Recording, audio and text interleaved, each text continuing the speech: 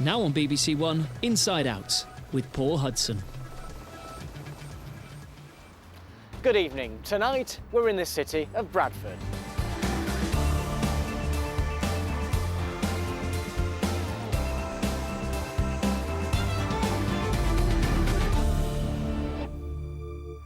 Hello and welcome to Inside Out. I'm Paul Hudson.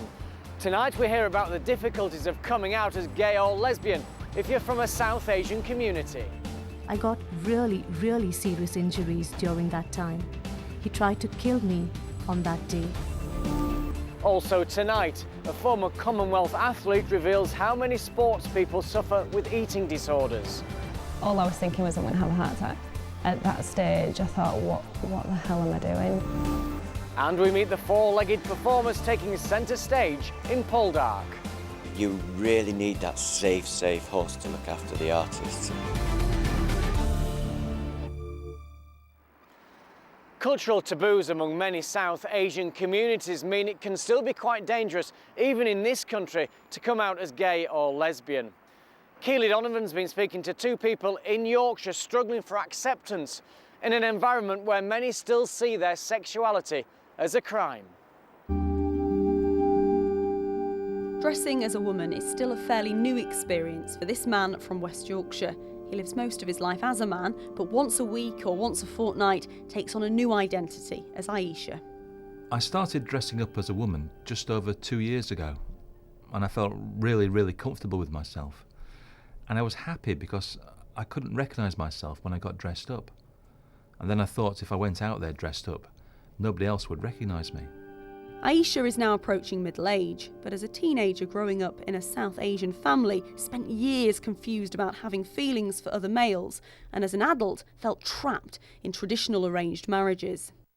Probably about when I was touching 17, maybe 16, 17, was when I found out there was something not right with myself. I didn't know what to do, where to go and who to speak to. So I actually thought there was something wrong with me. I didn't know that this was a gay thing, that I was gay. I didn't know. I knew that it was wrong, and I didn't see anybody or talk to anybody about it. Ayesha now lives a double life. Family members see a heterosexual, family-orientated man with a career, but Ayesha is gay. Being gay in our community it's wrong. I feel as long as I can keep it a secret, it's fine. As long as nobody in my family finds out, it's okay to do that. Ayesha is far from alone. Struggling with sexuality can be a problem for anyone, but in many of Yorkshire's South Asian communities in particular, some young people feel like they won't be accepted if they admit to being gay. First of all, I just wanted to say thank you for coming today. This is a support group held at the Equity Partnership in Bradford. It provides a safe network for lesbians, bisexual and transgender women from black and ethnic minority backgrounds. What kind of support do you have over here? Who do you talk to? There's an ignorance and a lack of education, lack of understanding across black and minority ethnic cultures. A lot of cultures tie it to religion. And really, there's no link. There's you can be who you are. You know, your sexuality does not impact your faith, your religion. It shouldn't be seen as a sin. And how much of a need was there for a group like this then? A startling need. As soon as I opened this group, the members just came pouring in.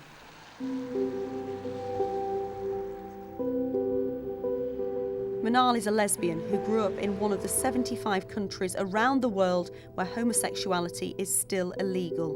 For her, the dangers of breaking traditional taboos in her country were so acute, she says they forced her to flee. One day, my father came. He was quite, angry. He didn't talk to me. He just started hitting me. I got really serious injuries during that time. He tried to kill me on that day. So savage was Manaal's father's reaction to the knowledge that she was in a same-sex relationship that he threw acid on her. I was broken. I was feeling like I'm nowhere. I didn't exist. I wanted to die. With the help of a friend, she managed to escape to the UK, where she was slowly able to understand her sexuality, away from any feelings of guilt. I always knew I'm different from other girls because I belong to a very strict religious family. The rule of boy and girl was already defined, so that was hard for me. With large sections of their own communities still struggling to accept same-sex relationships, many young Asians feel duty-bound to accept a traditional arranged marriage, even though they know that means living a lie. Ayesha ended up being married twice, simply because family pressure to keep up traditional appearances was so intense. My first marriage didn't work out, which I was relieved. But then I remarried again after a few years, and that was an arranged marriage. My family had arranged it. Yasser came out as gay while a teenager growing up in Bradford, and now campaigns for greater tolerance. Every day he sees the human cost of communities struggling to accept the reality of LGBT issues in their midst. Some people I know will be in a relationship, in a heterosexual relationship, yet it causes tension and issues there because they're leading a secret lifestyle. It's conflicting for them. It means they have to make a split in their personality almost and lead double lives, sometimes even more than double. So they'll have one life for the family and local community and another one for friends and socialising. One UK-based website had more than 100 posts a month for gay Asian men and women seeking marriages of convenience, where the couples would agree to live together while still maintaining their same-sex relationships without their family knowing. Because it's such an intimate part of your identity and it forms such a big part of your character, you can't really not share such details. And of course, again, I've seen it leads to a lot of mental health issues, really, if it's suppressed. Nikki and Yasser both came from families who embrace their sexuality, a safety net which they feel duty-bound to create for others less fortunate. We have a lot of members that have come in and they're looking for support, they're looking for a safe space to be themselves. They've been, maybe ostracised from their family or, they're living in fear, there's threats made or whatever, and they just can't openly be who they are. The Asian community here, to be honest, I still get scared of saying in front of them that I'm a lesbian or I'm gay. I can't tell them. They're not really accepting openly the way other communities are accepting. But there are signs things are starting to change. Because of the law changes in Britain, they're a lot more confident about coming out, even though they realise that it's going to have negative consequences in the community and the family, but they're doing it regardless. And that's good, I'm glad, finally. But that is only because we've got the backing of government saying you cannot discriminate against these people. It is getting easier. Unfortunately, again, faith is used as an excuse sometimes to demonise people. For people like Ayesha and Manaal, the ability to find a network where they felt comfortable enough to work through their feelings has been vital. When I was young, there was no support at all. That's why I was finding it difficult to talk to somebody. Now there are many support groups out here in Bradford or in the country you can talk to. There's counselling, and there's a lot of services available, which I'm very happy that there is. You can go to talk to people, they can give you advice, so there is a support. Everybody needs an outlet of some form where they can express their personality and their dreams and hopes, wishes, fears, and talk about it openly. I want to be open to everybody. I don't want to live a secret life, and I want to have a relationship where there's trust and a long-term relationship. I am in the country, in the society, which, gave me confidence, love, support, and hope that everything will be fine, and everything is getting fine, I'm hoping.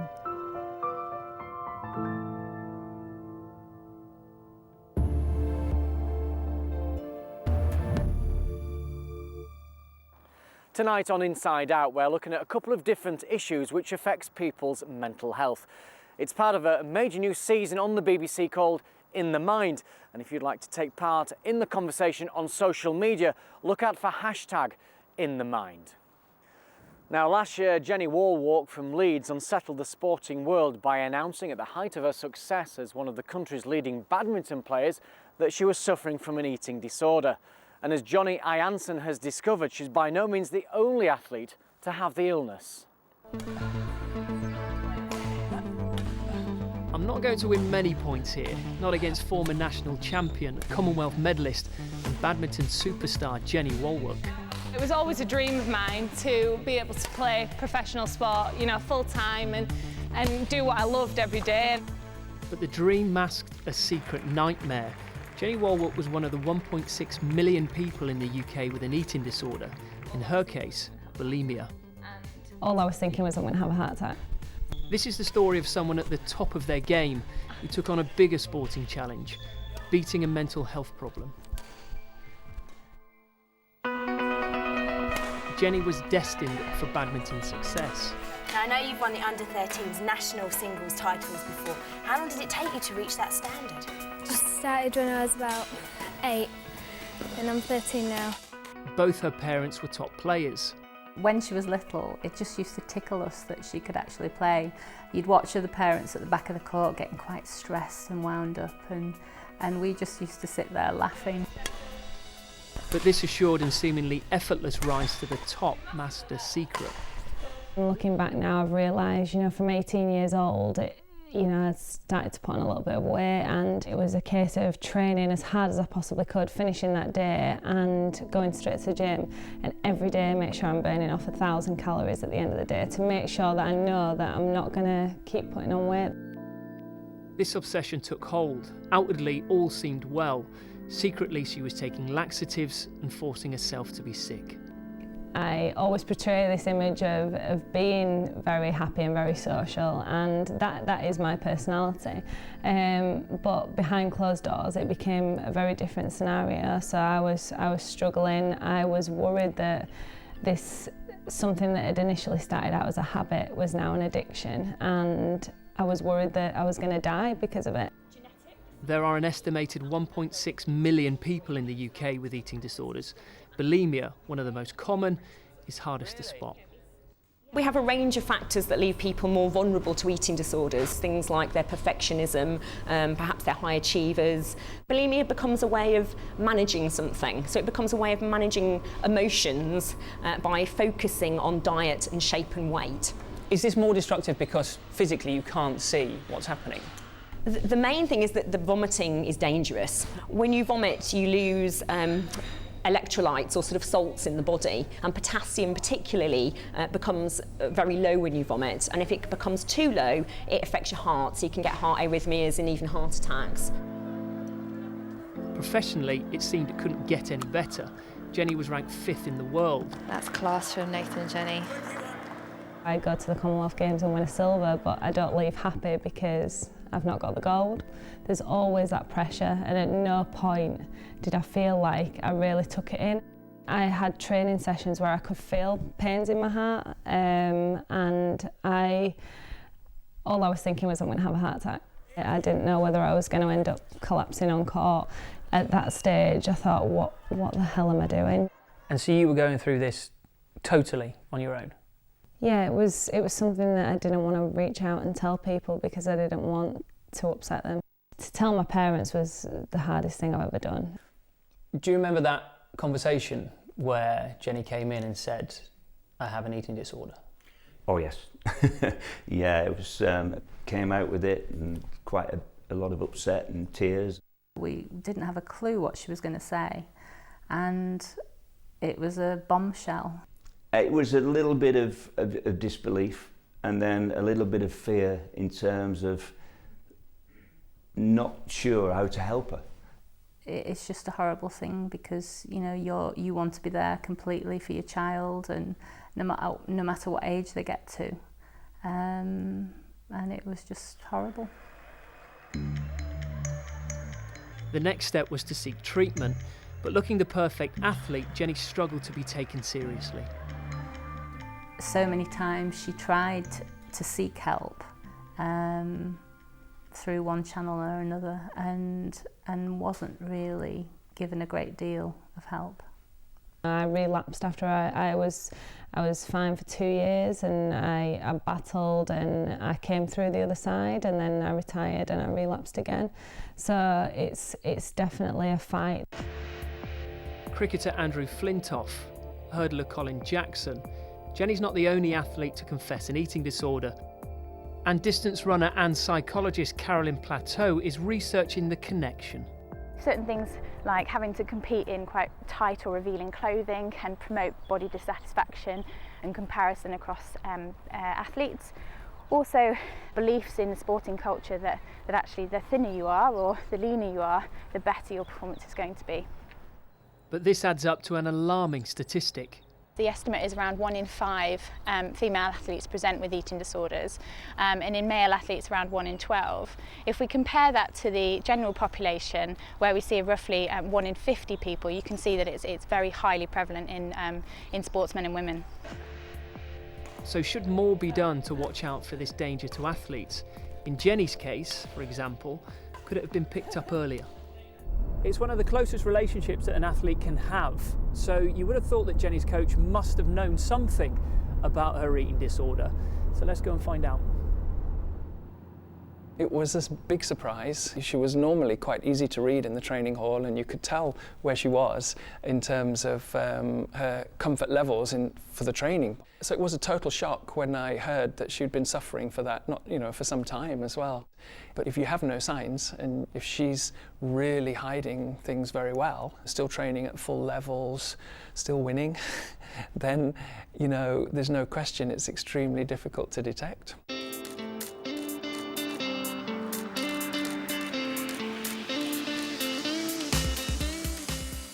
Rotherham-based Kelvin Beatty is now a BMX world champion, but he struggled with food. Looking back, I've probably seen food as probably the enemy in a way, because I obviously wanted to be an athlete and look like an athlete, and I didn't see food as being what now I see as fuel and making sure that I'm ready to train or whether to race.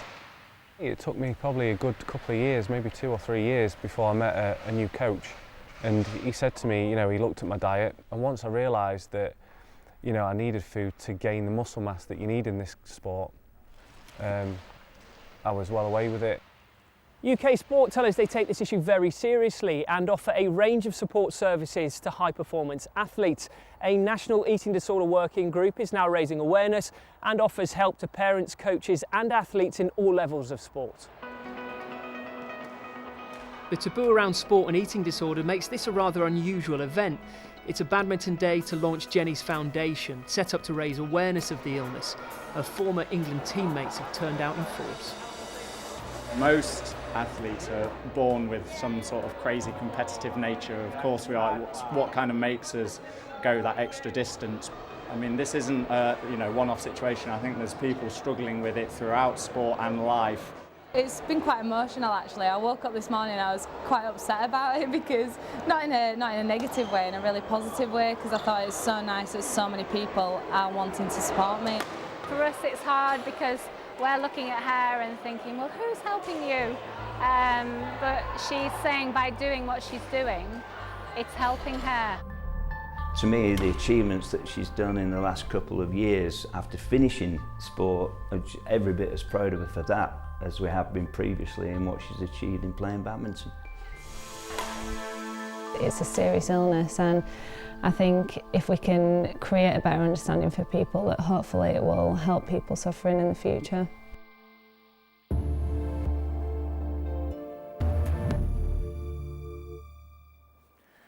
The remake of the 1970s drama Poldark gave Beverly actress Eleanor Tomlinson her biggest TV hit so far. More than 6 million people regularly tuned in.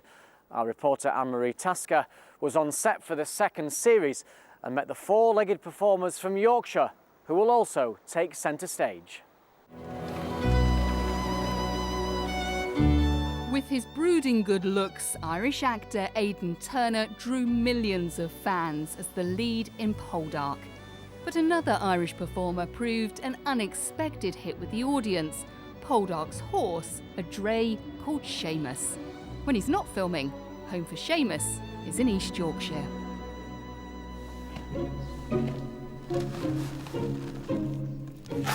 It's breakfast time on the farm where Mark Atkinson looks after more than 40 horses, all specifically trained to perform for TV, film and live productions. Oh, Seamus.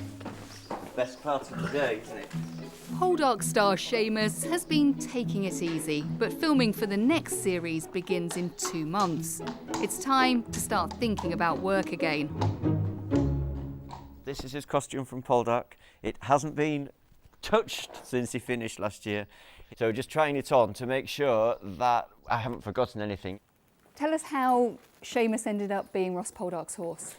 Well, Aidan Turner came to try the horses, and I've never known an actor and a horse get on as well as these two do. It was like love at first sight. There was a little blip because there was another horse that Aidan really liked, but then we steered him back to Seamus, and now I'm sure that he wouldn't swap. He's got to have a little bit of a diet before he goes back on set. Well, yes, he has. We've just got very touchy about that, you can see. We've just got a little bit of something going on here. So like any Hollywood star, he needs to get in shape. Yes. Before his big appearance. Yes, he does really, because you don't want to look at the television like this because your horse is a little bit chubby. He's supposed to be a fiery steed, he isn't supposed to be a couch potato. Mark was a dairy farmer, but his real passion was horses. He started training some for a war reenactment and has never looked back. And it's not just horses, the business also needs talented people. Mark's son Ben is often seen on screen too. In Poldark, he's Aidan Turner's stunt double when the riding gets dangerous. But Ben's real skill is as an expert trainer, especially controlling horses with no physical contact, known as working at liberty. So how would you use that sort of skill on a film set? On a film, it's really useful. Often on film work, they like a horse to gallop free from A to B on set. And if you have a liberty horse, you can do that. Often a director will want a horse to lay down, or he'll want a horse to roll, or he'll want it to rear. And you need a liberty horse to deliver that scene for him, or else it's too hit and miss. It looked pretty frightening at times when you were in the middle there. Do you ever get scared? Not really. It's a bit like being with a toddler in a supermarket. So the stallions will throw themselves around and they'll make these huge noises and they'll kick at things and snap their teeth. And you sort of stand there and they're the toddler on the floor with a packet of crisps and you have to wait there for 5 minutes and then go, right, very nice, now come on, we're going to keep going. And it's that mentality with them. They're just dogs. They're just big dogs. The horses need to be under control, but they also have to look the part too. It's July and with just weeks until filming starts, Seamus needs to rehearse and get in shape. For the next series of Poldark, Seamus needs to pull a cart. Good boy. Seamus has a habit of getting a bit of a beer belly in the summer, and so he's in boot camp at the moment. And we're also taking this opportunity to work him in his driving harness. 2 birds with 1 stone, really. He's getting used to wearing his harness and listening to the commands from behind rather than on top of him. But it's also making him move properly, so it's toning him at the same time. Whoa. 2 months on, all the preparation at the farm is over, and I've been invited to join Mark, Ben and 22 of their horses on the set of Poldark in Cornwall. Today's going to be critical. The production team have hired in a helicopter for just 1 day to film the actors and horses. It's an expensive business, so any delays will be costly. Seamus and all the horses will have to be on their best behaviour, and that means getting them used to the noise at close quarters. Hi. Hello. Good evening. Well, the horses have now had time to get used to the helicopter. Now it's time for them to head down onto the set and start today's filming. A blustery Cornish cliff top has been taken over by the film crew. Cameras, doubles, Ross Poldark himself.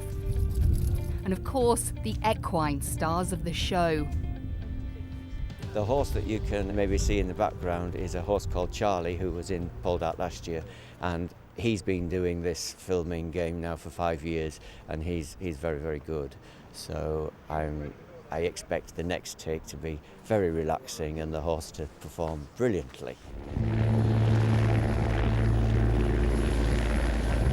With the show's director on board, they're about to start filming from the helicopter.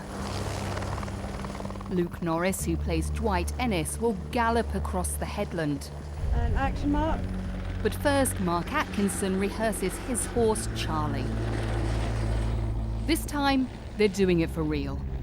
But the helicopter's coming in so close, the decision's been made to use Luke Norris's stunt double rather than risk the star. But it's not only the actors who get stand-ins. The principal horses have galloping doubles, and Seamus has got 2 galloping doubles today, so that he would only canter if Aidan Turner's riding him or Eleanor Tomlinson, and then the riding doubles will use either Johnny Wilkinson or Mojo today, and they'll do the galloping. Because there's a helicopter, Ben will double for Aidan and he'll gallop one horse, get straight into the fresh horse and then go again. Saves production a lot of money. How many horses and how many people have you got on set this year? We have got 16 horses with us at the moment. 3 horses have finished working, and we have 2 more horses waiting to start work. So about 22 horses at the moment. Aidan Turner's preparing for his first scene of the day, and that means Ben Atkinson's on standby too, ready to step in as Ross Poldark if needed. We've just moved down the principal artist to the other side of the cliff top we're working on, so we're going to mount them up. I think we're having both Eleanor and Aidan on Seamus at the same time riding double. So I'm halfway through getting into costume. We've got the shirt on and we've got the hat and the wig. I'm just sort of preparing to be Ross's double Aidan if duty calls. But Aidan is a good horseman, so it's only when the insurance people say that that's too dangerous. Things such as riding very at the edges of the cliffs with the helicopter going at the same time, and where I don't want to damage the principal actors, that's when those expendable stunt people get popped in. The day's over, just one in a long and punishing filming schedule for Mark and the Poldark horses.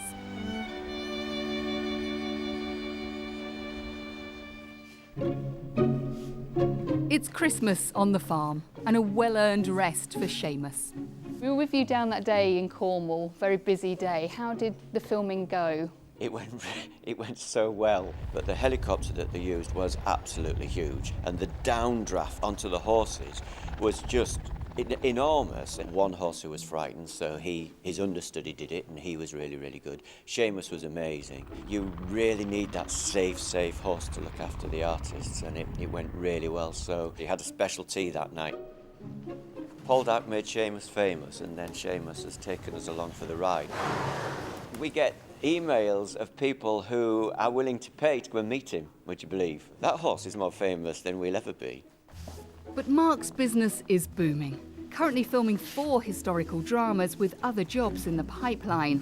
And if it's Seamus you want to see, he'll be back on our screens in Poldark this autumn.